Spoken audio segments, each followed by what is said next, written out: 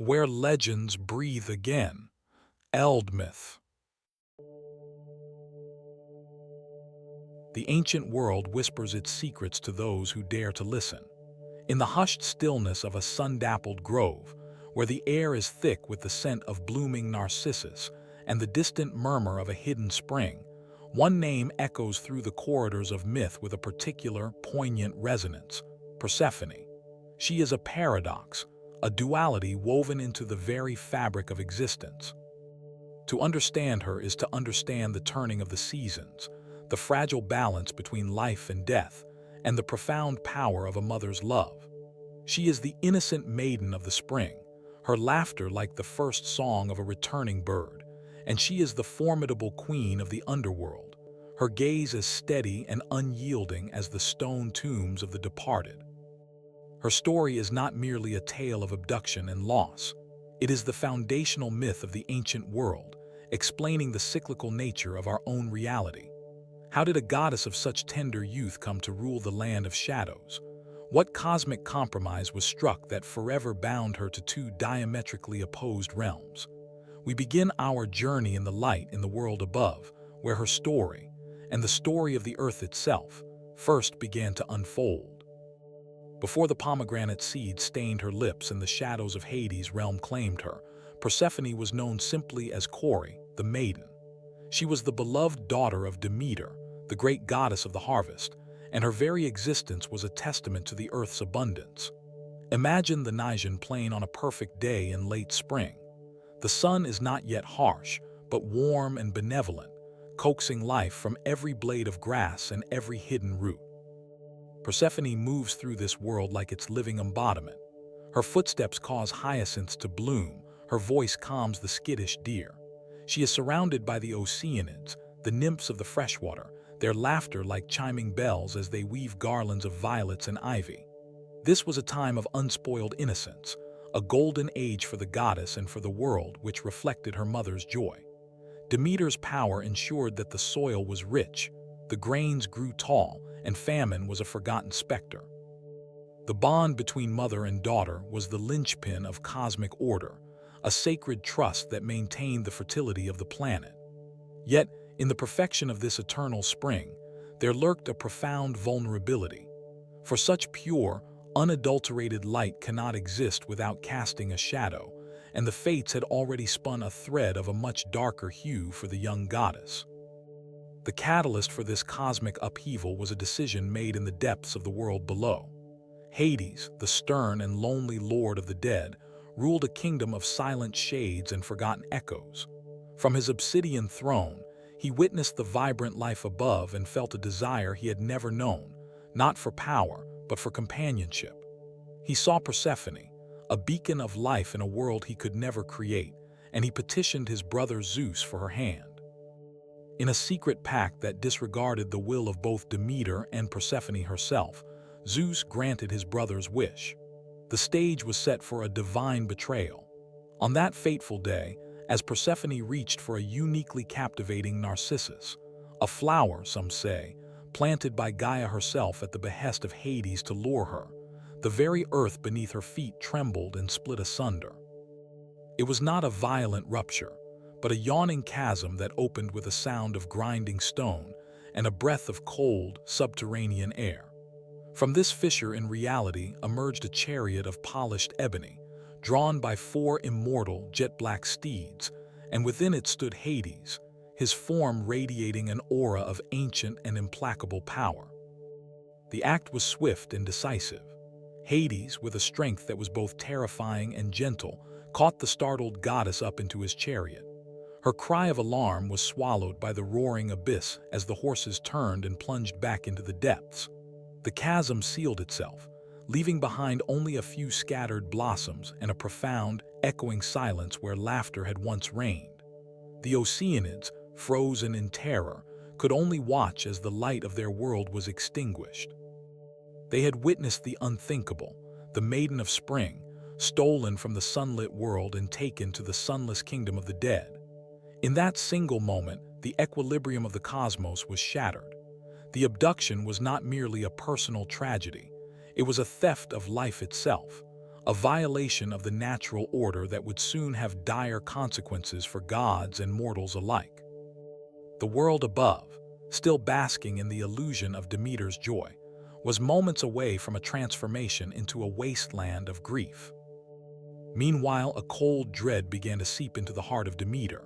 The air grew still, the birds fell silent. A mother's intuition, sharper than any divine sense, told her that something was terribly wrong. She returned to the meadow and found it empty, save for the terrified nymphs and the lingering scent of disturbed earth. The vibrant colors of the flowers seemed to leach away before her eyes. A panic, wild and primal, seized her. Dropping her torches of grain, she began a frantic search that would span the globe. For 9 days and 9 nights, the great goddess wandered the earth, neither eating nor drinking, her form growing gaunt with a sorrow that began to poison the world around her.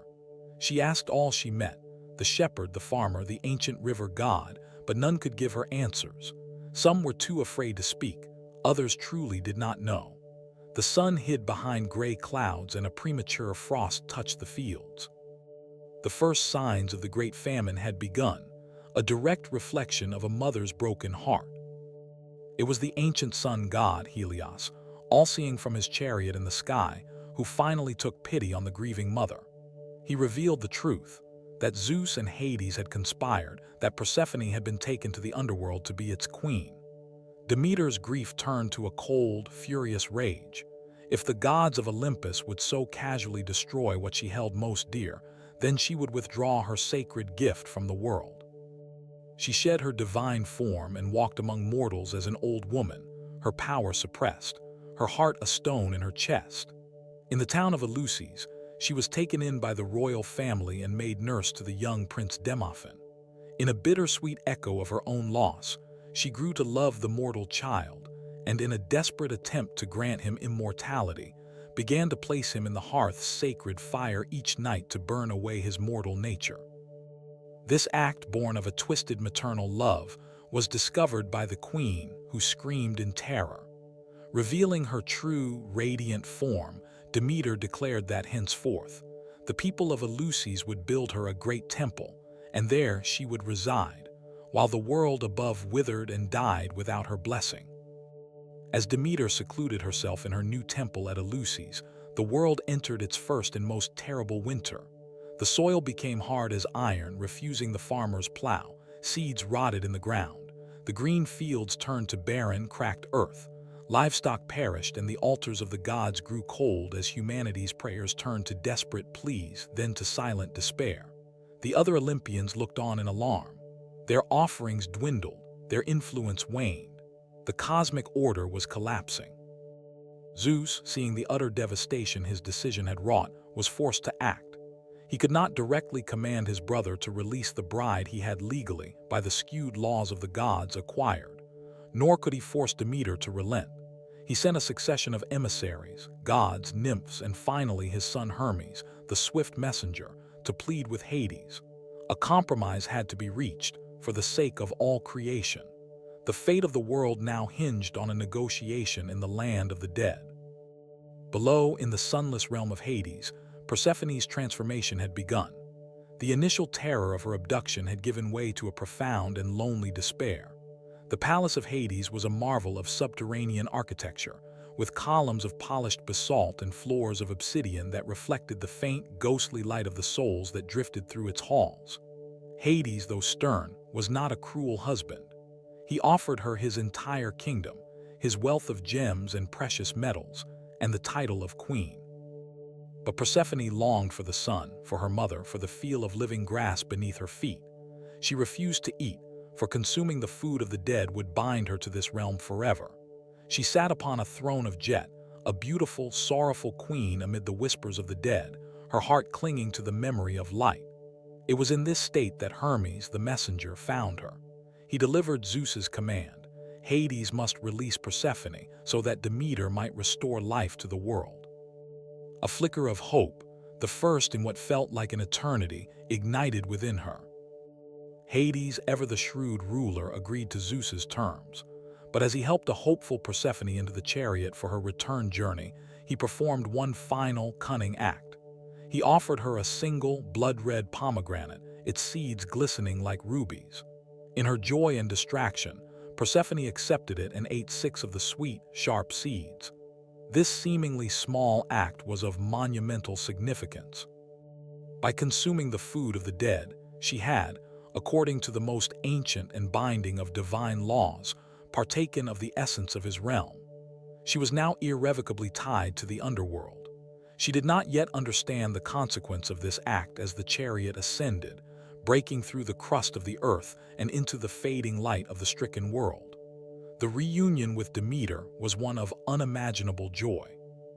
The barren fields of Eleusis seemed to sigh with relief as the mother and daughter embraced, their tears watering the parched soil.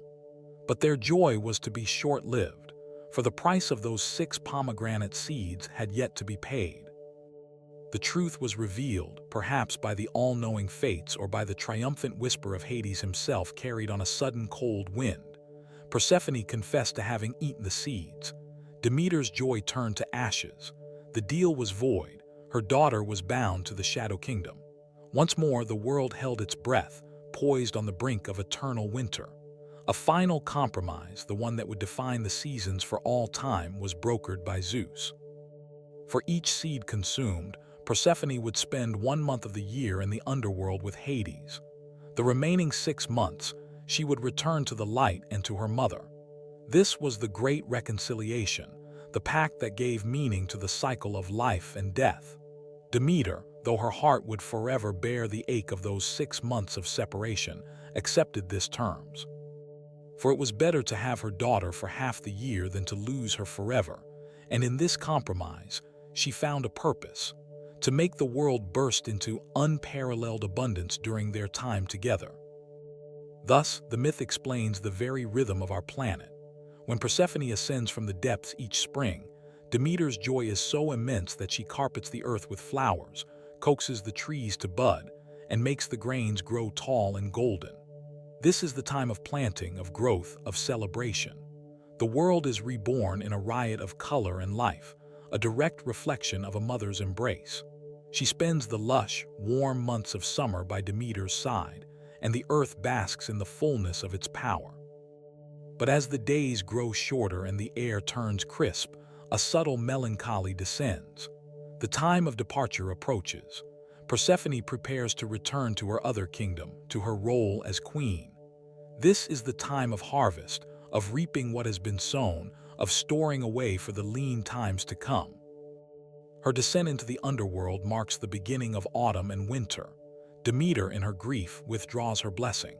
The vibrant green fades to gold and crimson, then to brown. The trees become skeletal silhouettes against a gray sky. The earth grows cold and hard, and life retreats into the roots, into the hidden places to wait. It is not a death, but a dormancy, a period of necessary rest.